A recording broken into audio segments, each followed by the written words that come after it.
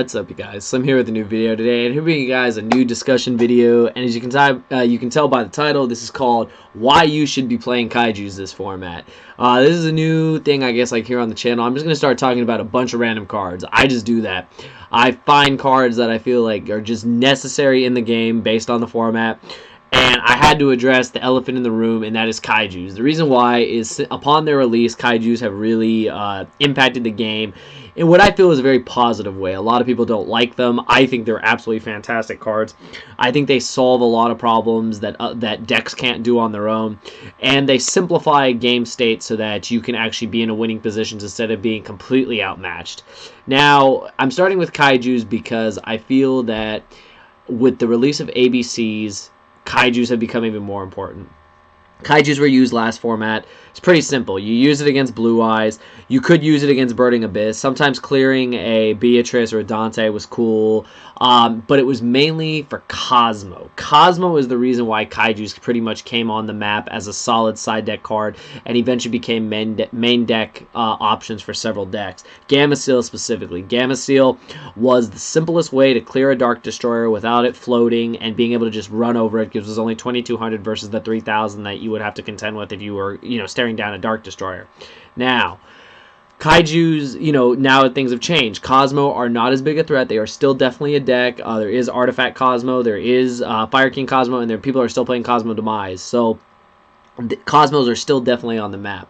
But now with the release of ABCs, I feel Kaijus are even more important. The fact is this guy right here, the freaking Buster Dragon, the whole reason why the deck is good. If you take away this card, the deck sucks. I'm going to say it. The deck does suck. Everyone knows it. Without this card, without Union Hanger, the deck can't play. The deck is nowhere near tier 1. So, the main thing you want to be doing with these Kaijus is getting rid of the Buster Dragon. Now, a lot of players realize that you can play around this. Now, the way you play around this is you just don't leave the damn Buster Dragon out on the board. You just, you unfuse it and bring out your A, B, and C so that you don't risk getting Kaiju. Now, good players will do that, bad players will not. I'm sure a lot of people, they just ignored Kaijus and would just make the Buster Dragon so that every turn you could banish a card. However, if a Kaiju gets slapped down on the board over your dragon, that's it. That's all she wrote. Another reason I bring up Kaijus is because of Infinity. Infinity, of course, being used in several decks. Cosmos, again, I use it in the Minerva deck. Any deck that can play Galaxy Soldier, i.e. Blue Eyes, it's a great card.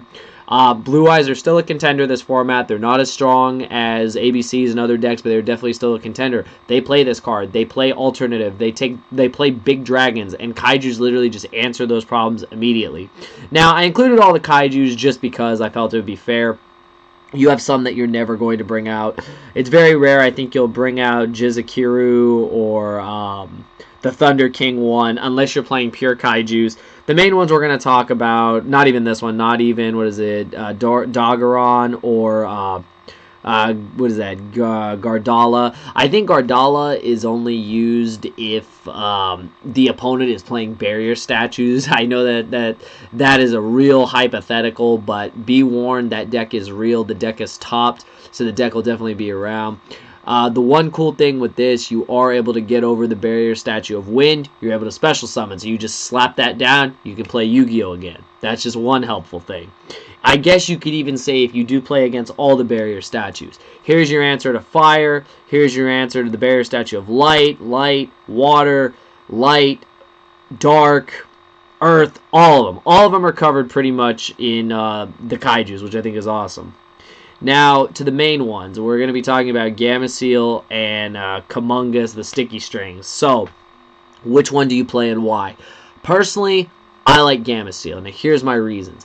Gamma Seal is the weakest Kaiju that you can slap on the board for your opponent, because you just Gamma Seal over a monster. It only has 2,200 attack. My whole theory is if you cannot get over a 2,200 attack point monster with your deck, there's something wrong. Either you did it out of desperation or you really don't have an out. Honestly, if that monster is such a threat, and your only thing you can do is Kaiju it and do nothing, you're probably going to lose anyway. 2,200 is more than a fourth of your life. If you give them a free monster, even if it downgrades the monster they had before and they just summon another monster, that's more than half your life pretty much there most of the time.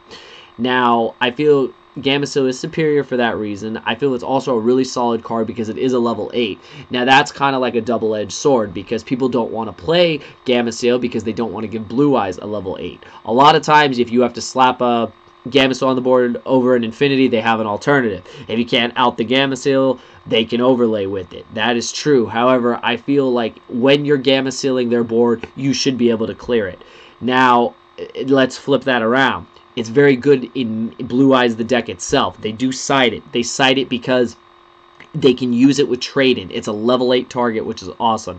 You're able to also, you know, if you do slap one on your opponent's side of the board, you can then special summon it because they control one. You can then overlay right there. The card actually has a lot of versatility in the Blue Eyes deck, not only being used in it, but being used against it.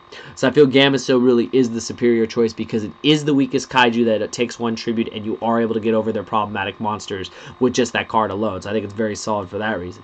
Now, on the other hand, why would you play Kumongous? You'd play Kumongous because it's a level 7. It is only 200 attack points stronger, and in reality, like I said, if you can't get over a 2200 attack point monster, I mean, there's something wrong. I feel the same rules apply. You should be able to get over a 2400 attack point monster. A lot of monsters decks they're putting out these days, either if it's an Exceed, a Synchro, anything, even through their own effects, they should be able to get over these Kaijus. So I feel that these two really are the best. That's obvious. But I also feel that people underestimate, you know, which one they should play and why. And it goes back and forth. Everyone says Kumongous is the better one, so you don't give Blue Eyes any advantage. A lot of people say that Gamecill is the correct choice. To each his own. I personally like Gamecill. Now, what can we say about the rest of these Kaijus? Well, we can go over to Interrupted Kaiju Slumber. This is one of the best cards I think ever printed. It's ridiculous. It's a Raigeki that basically just summons Kaijus, and it's just crazy to me that a card like this, you know, is just as flexible as it is in so many decks. It's an awesome side deck choice. It's an awesome main deck choice. A lot of main decks actually played it. Certain decks, like Water, really took advantage of this card because of Gamecill. It's a Water. It works for the deck. You can play it with Morea Greed. I mean, it just, you know, it doesn't get better than that for this deck. You can discard Water monsters for the effects. I mean, it's just crazy to me that Gamecill, you know, helped Mermails in a sense. I would think you would try to break their board by Gamecilling them, but in all honesty, by the time, you know, you get to a Gamecill, half the time you've lost the game, and they can just use Gamecill themselves. So I think it's pretty crazy, like, how versatile this card is. Now back to Interrupted Kaiju Slumber, it's just an amazing card. It's a board wipe, it doesn't target. It's just crazy to me that a card like this exists, and it also, you know, it spawns out 2 monsters, so you just give them the weakest Kaiju, you just run over them. It simplifies game states. And that's the whole thing that we need to do against ABC this format. Whether they're sticking ABC Buster Dragon on the board and you're Kaijuing it, or they're sticking the A, B, and C on the board and you're Kaijuing it, as long as you're getting over it, that's all that matters. A lot of the decks are starting to play Galaxy Soldier, which means Infinity will be a thing. You will see it at turn 1, Infinity and Buster Dragon. And Kaiju can out one of them, it might not be able to out the other one. So Kaijus do have a lot of versatility, and I think that's what's really cool about these cards. I feel they're absolutely necessary in this format, in the main deck or the side deck. I personally am siding 2 to 3 Gamecill. I might even up it to 3. I feel it's that important for so many matchups across the board. Blue Eyes, it's good against Burning Abyss, which I didn't even know because it never really came up, but clearing a board of you know, Dante or Beatrice, or mostly Beatrice, is just great because it's not being destroyed. So you just, you know, you just get over it, and you know, it's like, what do they do?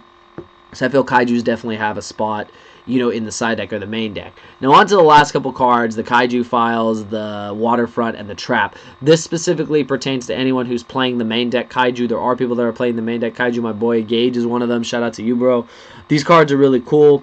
You know, every time Kaiju is special summoned, you place a counter on it. When there's 5, you can target one Kaiju, destroy that monster, special summon one Kaiju with a different name from the deck to its controller's field. You can send this card with 3 or more counters to the graveyard and add a Kaiju spell or trap from your deck to your hand, except the Kaiju Files. So basically, this card will let you search out Interrupted Kaiju Slumber or the Trap, Capture Mission, or the field spell Waterfront. Waterfront's cool. Every time a card is sent from the field to the graveyard, you place a counter. When there's 5 counters, once per turn, if there are 3 or more counters, you can add 1 Kaiju from your deck to your hand. It's basically a rota from the deck.